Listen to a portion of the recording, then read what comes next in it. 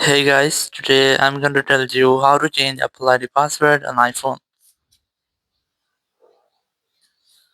If you are using any iPhone and you want to change your Apple ID password, so let's see how can you do that. You just have to simply open your settings app. Now in settings, very first you have to make sure that you have a stable and the strongest network connection.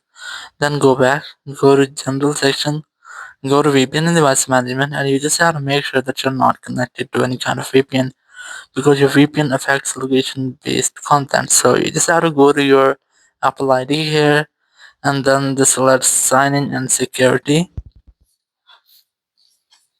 and then tap on the change password option.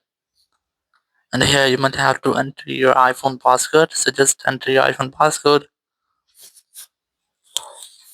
And here you have to enter your new password, then retype your new password, and after that your password will be successfully changed. But you have to try to create a stable or a strongest password which is not recognizable. You have to try to avoid to use your name, your vehicle name, your phone name, or the part of your Apple ID or your mail address and your password. So after avoiding, you can create a new password or different difficult password.